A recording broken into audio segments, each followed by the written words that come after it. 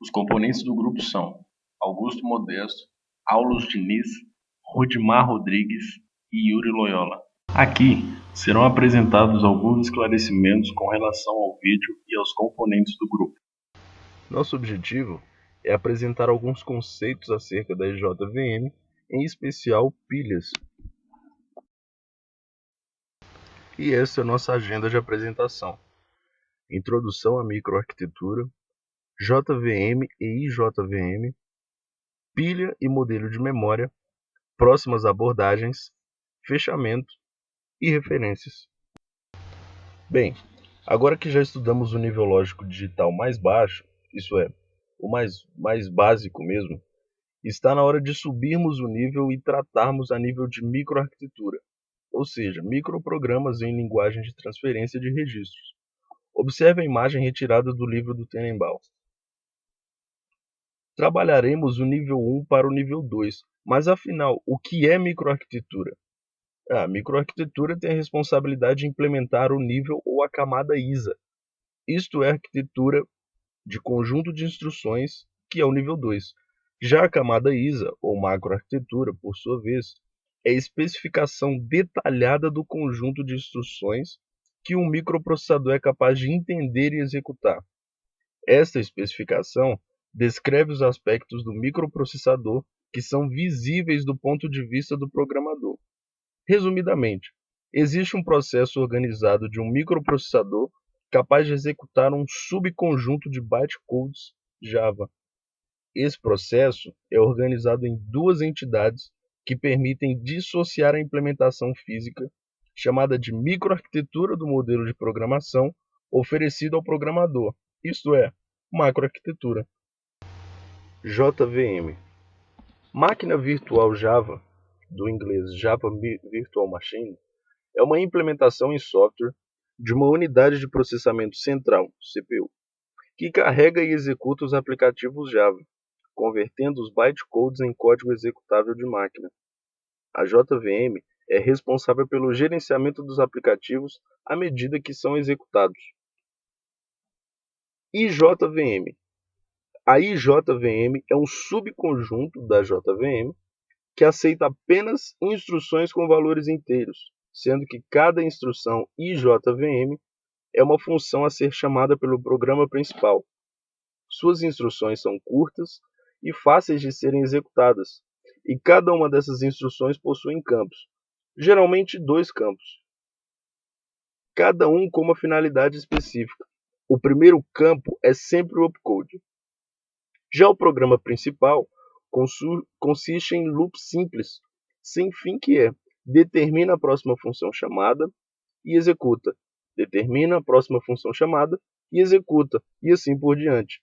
Esse ciclo de buscar e executar é útil em termos abstratos e também pode ser a base para a implementação de ISAs como a JVM. Pilhas. Praticamente todas as linguagens de programação suportam o conceito de procedimentos que têm variáveis locais. Essas variáveis podem ser acessadas dentro desses procedimentos, mas deixam de ser acessíveis quando o procedimento é devolvido. Então, qual o lugar na memória que essas variáveis devem ser armazenadas? A solução mais simples seria dar a cada variável endereço de memória absoluto, porém não funciona uma vez que o procedimento pode chamar a si mesmo mais de uma vez. Se o procedimento for ativado mais de uma vez, ele tentará armazenar suas variáveis no mesmo lugar onde estão armazenadas as variáveis que chamou pela primeira vez, interferindo assim umas nas outras.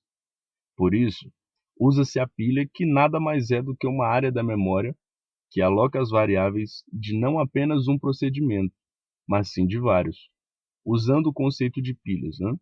No entanto, variáveis individuais não obtêm endereços absolutos na memória.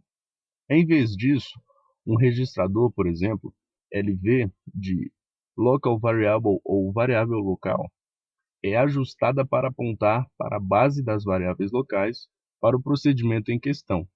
Para materializar essas informações, observe as ilustrações a seguir. Um procedimento A, que tem variáveis locais A1, A2 e A3, foi chamado. portanto foi reservado armazenamento para suas variáveis locais, começando na localização de memória apontada por LV. Um outro registrador, SP, ou apontador da pilha, aponta a palavra mais alta das variáveis locais de A. Logo, se LV for 100 e as palavras forem de 4 bits, então SP será 108.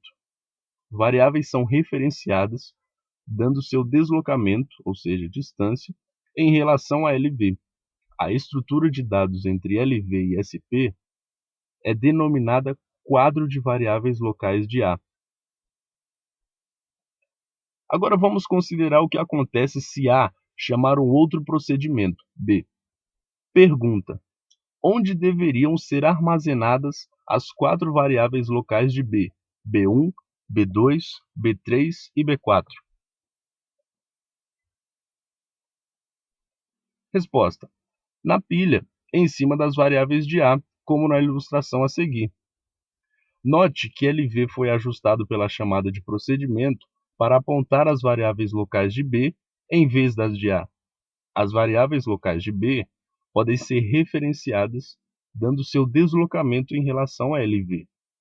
De modo semelhante, se B chamar C, LV e SP são ajustados novamente para alocar espaço para as duas variáveis de C, como ilustra a imagem. Quando C retorna, B torna-se ativo novamente e a pilha volta a ser ajustada para a figura a seguir. De modo que LV agora aponta novamente para as variáveis locais de B. Da mesma forma, quando B retorna, voltamos à situação da figura a seguir. Sob todas as condições, LV aponta para a base do quadro da pilha para o procedimento ativo no momento em questão, e SP aponta para o topo do quadro da pilha. Agora suponha que A chama D, que tem 5 variáveis locais. Essa é a situação da ilustração a seguir,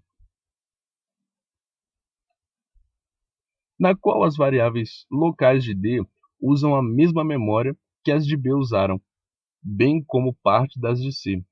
Com essa organização de memória, a memória só é alocada para o procedimento que estão ativos no momento em questão. Quando o procedimento retorna, a memória usada por suas variáveis locais é liberada. Pilhas têm outra utilização além de conter variáveis locais.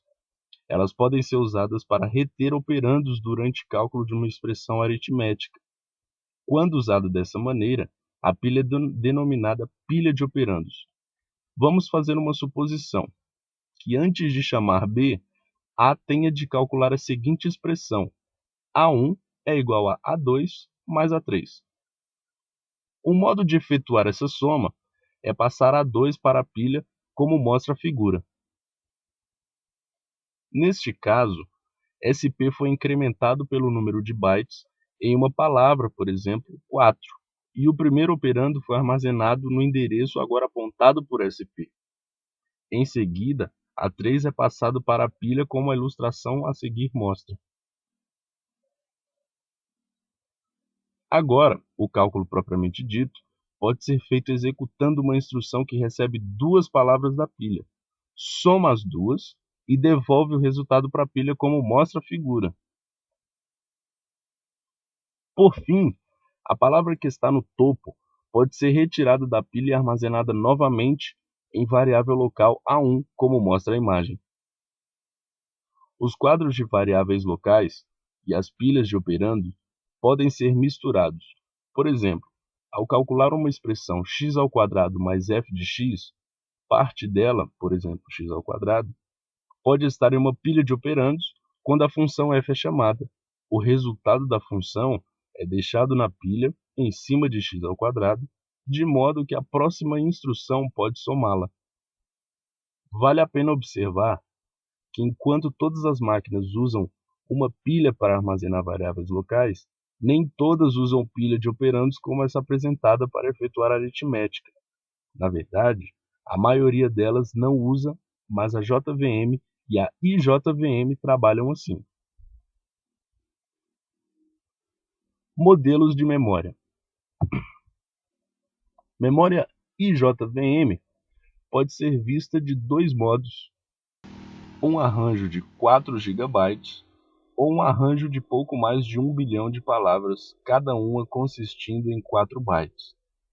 Diferente da maioria das ISAs, a Java Virtual Machine não deixa nenhum endereço absoluto de memória diretamente no nível visível ISA, mas há vários endereços implícitos que fornecem a base para um ponteiro. Instruções IJVM só podem acessar memória indexando a partir desses ponteiros. Em qualquer instante, as memórias são definidas. 1. O conjunto de constantes não pode ser escrito por um programa IJVM e consiste em cadeia de dados que podem ser referenciados. 2. Quadro de variáveis locais. Para cada invocação de um método, é alocada uma área para armazenar variáveis durante esse tempo. 3. A pilha de operandos. O espaço de pilha de operandos é alocado diretamente acima do quadro de variáveis locais. 4. A área de método, região que contém o programa. Os registradores CPP, LV e SP são todos ponteiros para palavras, não para bytes, e são deslocados pelo número de palavras. Para o subconjunto de inteiros escolhido, todas as referências a itens no conjunto de constantes, o quadro de variáveis locais e as pilhas são palavras e todos os deslocamentos são usados para indexar esses quadros. São deslocamentos de palavra. Por exemplo, LV, LV mais 1 e LV mais 2 se referem às 3 primeiras palavras do quadro de variáveis locais. Em comparação, LV, LV mais 4 e LV mais 8 se referem a palavras em intervalos de 4 palavras, 16 bytes. De modo contrário, PC tem um endereço de byte e uma adição ou subtração ao PC, que altera o endereço por um número de bytes e não por um número de palavras.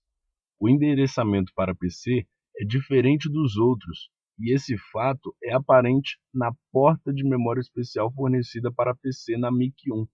É válido ressaltar que a largura dessa porta é apenas 1 byte. Bom, e o que será abordado nos próximos vídeos? Nesses próximos vídeos vocês poderão ver os conjuntos de instruções da IJVM MIC-1, isto é, uma microarquitetura, e o caminho de dados para ela. E o que nós vimos nesse vídeo então? Vimos uma breve introdução à microarquitetura e macroarquitetura, além de conceituarmos a JVM e seu subconjunto de inteiros, que é a IJVM. Também aprofundamos nosso conhecimento em pilhas, quando implementamos a IJVM, e um resumo acerca dos modelos de memória da IJVM. E aqui estão as nossas referências. Muito obrigado por assistir nosso vídeo.